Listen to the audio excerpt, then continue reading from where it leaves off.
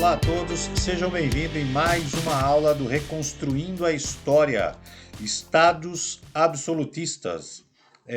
Hoje vamos conversar sobre o modelo francês, Estados Absolutistas, modelo francês, ok?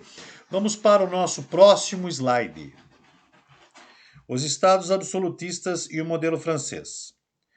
Os governos absolutistas foram estabelecidos em várias regiões da Europa. Na Prússia, Estado alemão, formando no início da Idade Média, o regime absolutista foi imposto pela dinastia Hohenzollern, no Sacro Império, e na Espanha, pelos católicos Habsburgo. Na Rússia, pelos czares cristãos ortodoxos da família Romanov. As características desses governos absolutistas variam de uma região para outra, de acordo com as condições econômicas, políticas, sociais e culturais, mas foi o absolutismo francês que se tornou o modelo para os demais. Como vimos, a dinastia capetingia iniciou o processo de centralização política na França a partir do século X. As medidas tomadas pelos monarcas da família Valois após a Guerra dos 100 Anos aceleraram esse processo e em 1589 os Valois foram substituídos pelos Bourbon, que reinaram até o século XVIII. Foi sob a dinastia dos Bourbons que o regime absolutista francês viveu seu apogeu e sua decadência. Voltando aqui para o professor, então, os regimes absolutistas da Europa, da Europa moderna, eles variaram, em contextos, em detalhes de uma região europeia para outra. Mas o absolutismo francês serviu de modelo para que essas nações europeias pudessem estabelecer o seu processo absolutista. Ok? Também foi colocado o seguinte, ele é descrito para nós, as famílias poderosas que começam esse absolutismo, essa centralização de poder, ok? Lá no Sacro Império, os Hohenzollern, na Espanha, Habsburgo, na Rússia, os Romanov, tá? E na França começa com os Valois, dá continuidade com o Bourbon até o final do sistema absolutista, ok? Vamos então para o primeiro slide. Aliás, vamos para o próximo slide. A consolidação do absolutismo na França. As disputas religiosas entre os huguenotes e os católicos ameaçavam a unidade da França. Para tentar pacificar o reino, Henrique IV, rei francês da dinastia Bourbon, promulgou o Edito de Nantes. O documento concedia liberdade de culto aos protestantes franceses, que eram os huguenotes. O rei seguinte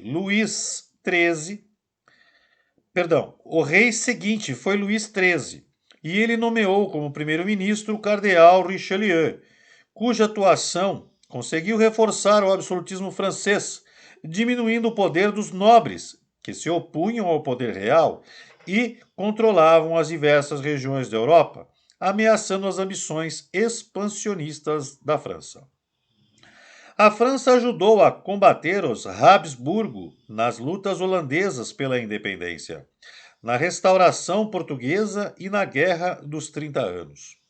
Quando esse último conflito terminou em 1648, a França havia estendido seu domínio sobre os territórios tomados do Sacro Império e firmara sua posição como potência continental europeia. Voltando aqui para o professor Vanderlei.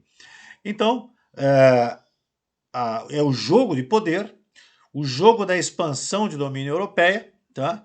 Lembrando que em 1492, o último bolsão muçulmano islâmico, ainda na Europa, foi expurgado, no sul da Península Ibérica. Em Granada, eles foram expulsos para o nordeste da África. Restando aí, então, a estabilização dos poderes nacionais, tá? Nesse processo inicializa-se uma centralização de poder até então fragmentada pelos feudos. Aqui não, aqui já começa o absolutismo geral, a centralização de poder numa figura reinante e que vai definir os rumos da sua nação, tá? Como ela vai fazer isso? Primeiro, ela precisa estabelecer culturalmente o seu poder, né? O seu poder tem que ser estabelecido de uma forma que não haja contestação, tá? E é isso que a gente vai tratar mais adiante aí. Na aula passada nós vimos os teóricos do absolutismo colocando sobre os reis, tá, a vontade divina, ou seja, que Deus foi o responsável para que esses cidadãos se tornassem monarcas absolutistas que não podem ser contestados. Vamos para o próximo slide para podermos dar continuidade e mais profundidade ao assunto. Nesse slide, nós estamos vendo aí o mapa dos impérios europeus do século XVI ao século XVII, né? Aumentado aí, a gente pode ver a Europa, né? A Península Ibérica, o Reino da França, o antigo Império, o Sacro Império Romano-Germânico, tá? E as regiões europeias, né, dominadas pelos Habsburgo, tá? O Império Português, né, anexado pelos espanhóis em 1580 a 1640, essa visão, né, de domínio europeu é o que se tem na época. Então vamos para o próximo slide. O desmantelamento do poderio dos Habsburgo. Entre 1580 e 1640, Portugal foi anexado pelos Habsburgo, a coroa espanhola, formando o que ficou conhecido como a União das Coroas Ibéricas. A independência só veio em 1640 com o movimento chamado Restauração.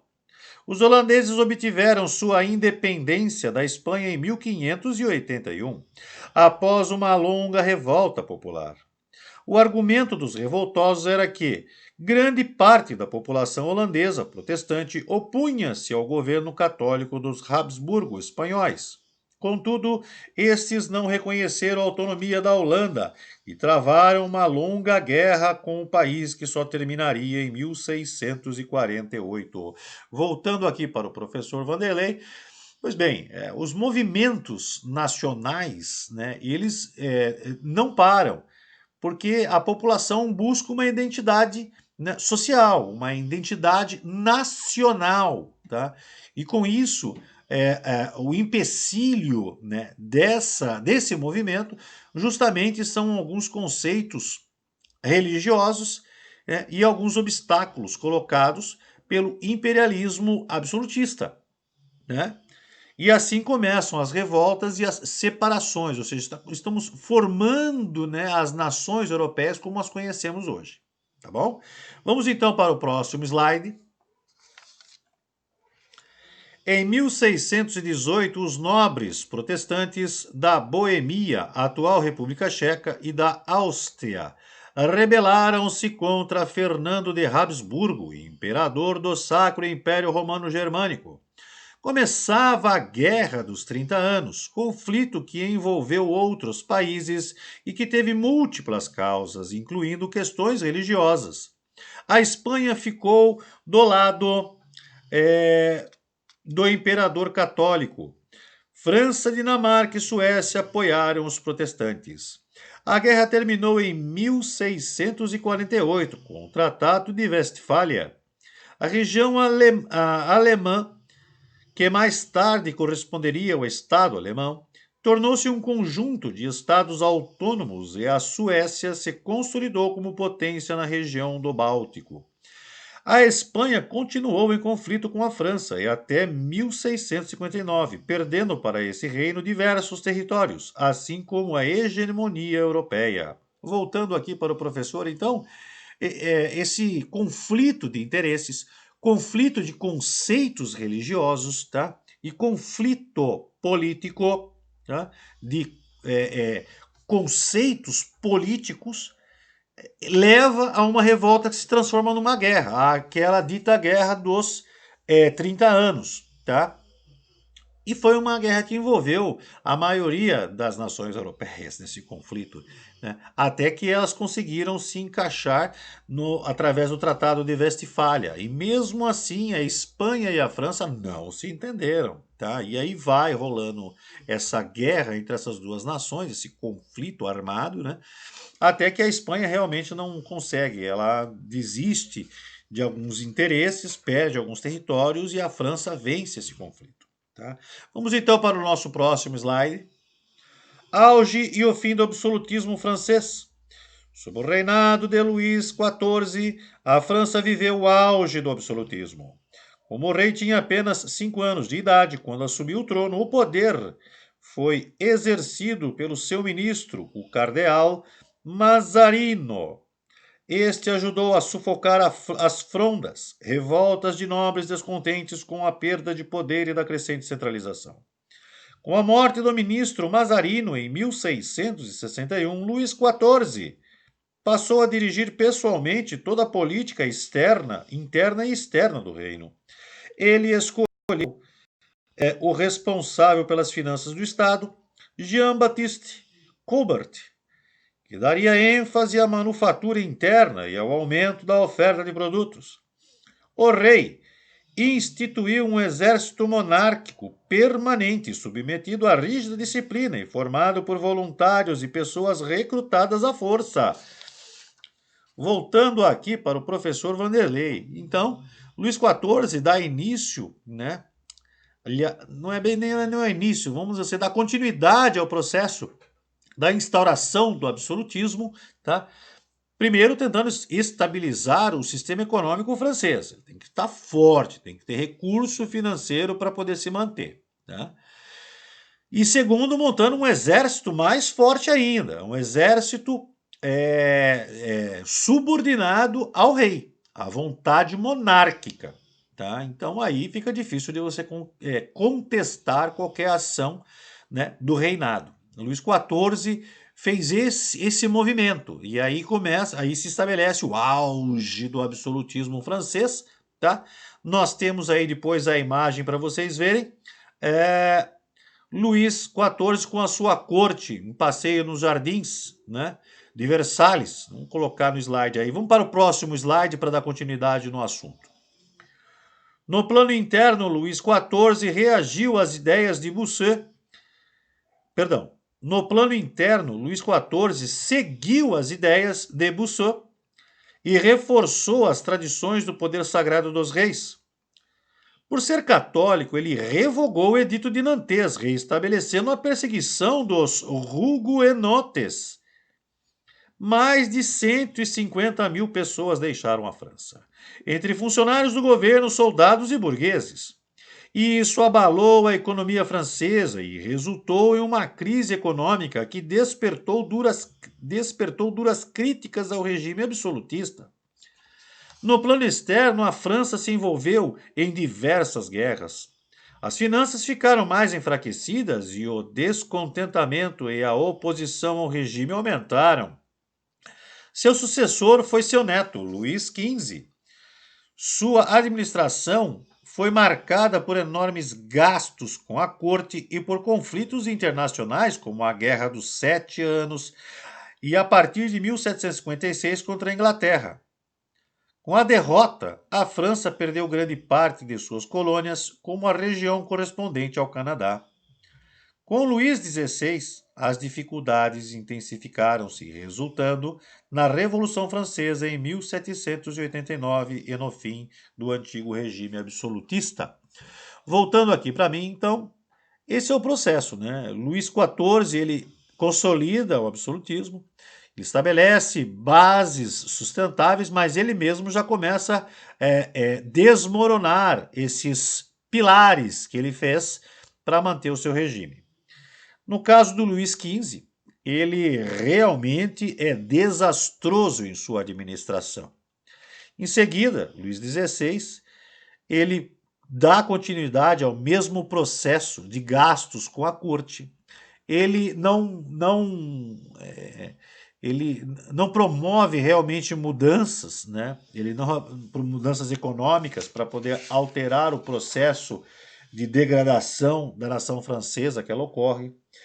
Ele faz um movimento para tentar apaziguar os ânimos de colocar Jean-Baptiste Colbert, né, como ministro da Economia, mas em determinado momento ele retira esse cidadão porque ele quer dar mais direitos e poderes, né, à população, e aí fica complicado.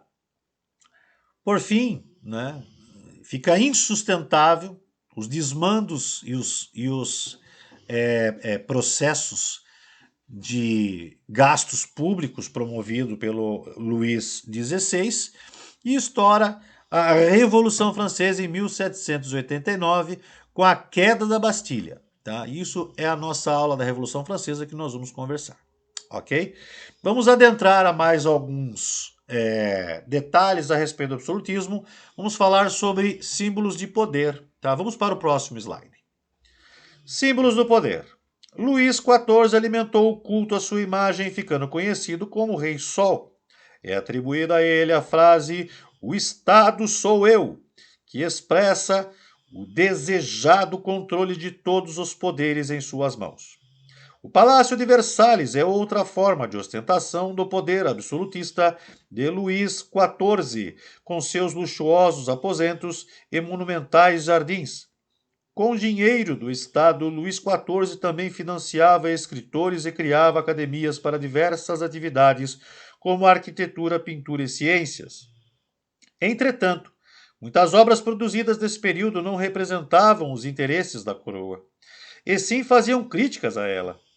Os gastos com a manutenção da luxuosa corte no Palácio de Versalhes e com o patrocínio da produção intelectual e artística contribuíram para consumir as finanças do país. Voltando aqui para mim, então mostramos aí para vocês os símbolos, né, positivos e negativos em relação ao absolutismo, tá? Então, Luís XIV tenta ostentar o seu poder de diversas formas, né?